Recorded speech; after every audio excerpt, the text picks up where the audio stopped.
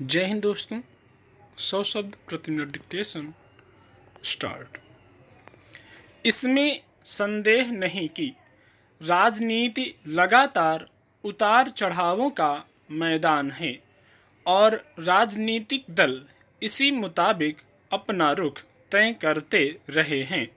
लेकिन यह भी सच है कि वक्त के तकाजे के लिहाज से कोई पार्टी इस मैदान में अपने पांव मजबूत करने वाले कदम नहीं उठाती है तो कोई मामूली चूक भी उसे दायरे से बाहर कर दे सकती है।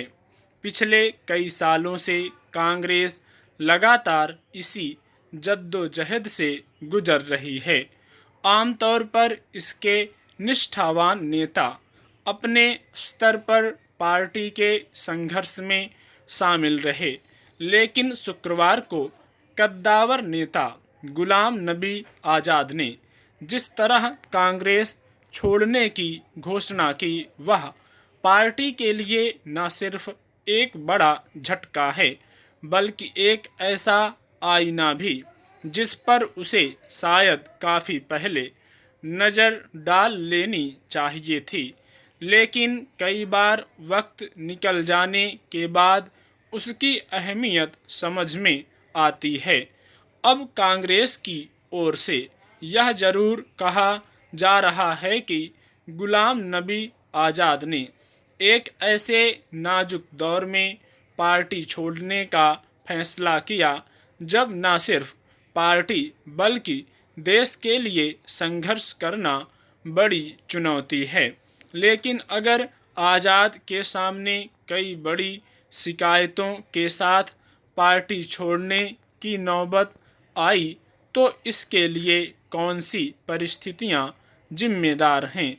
ये वही गुलाम नबी आज़ाद हैं जिन्होंने करीब 1.5 साल पहले यह कहा था कि मैं मरते दम तक कांग्रेस नहीं छोड़ूंगा।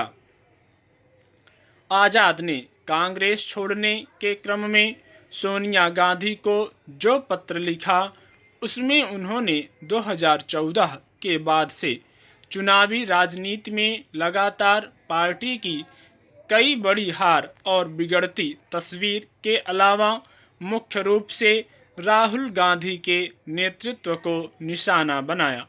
उनके मुताबिक पार्टी रिमोट कंट्रोल से चल रही है और फैसले राहुल गांधी के सुरक्षाकर्मी और निजी सचिव भी ले रहे हैं। उन्होंने आरोप लगाया कि राहुल गांधी ने पार्टी में सलाह मशविरे की परंपरा को खत्म कर दिया और वरिष्ठ अनुभवी नेताओं को दरकिनार कर दिया गया। हालांकि सोनिया गांधी की उन्होंने तारीफ की। संभव है कि कांग्रेस के भीतर इन आरोपों को एक असंतुष्ट नेता का बयान मान लिया जाए और आगे की लड़ाई को अहम माना जाए।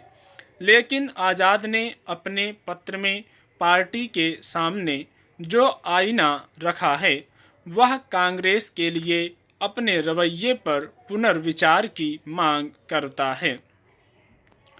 गौरतलब है कि गुलाम नबी आज़ाद कांग्रेस के भीतर बने G23 के कुछ अहम नेताओं में से एक हैं, जिसे पार्टी की कमजोरियों की ओर ध्यान दिलाने वाले एक समूह के तौर पर जाना जाता है। आज़ाद ने शिकायत की कि वह यह जिम्मेदारी निभाने वाले नेताओं को अपमानित किया गया।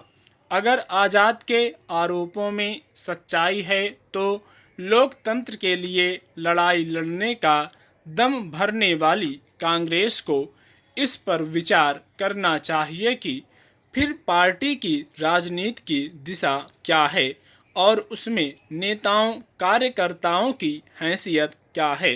हालांकि माना यही जाता रहा है कि आज़ाद पार्टी के भीतर अहम सलाह मशविरे और कोर कमेटी के बैठकों का हिस्सा रहे हैं। शायद यही वजह है कि कांग्रेस के एक वरिष्ठ नेता मल्लिकार्जुन खड़गे ने उनके इस्तीफे को ऐसे समय में पार्टी से धोखा बताया जब वह मुश्किल में हैं। जाहिर है सचमुच एक संघर्ष की हालत से गुजरती कांग्रेस के लिए आज़ाद का ताज़ा रुख नया संकट लेकर आया है। स्टॉप।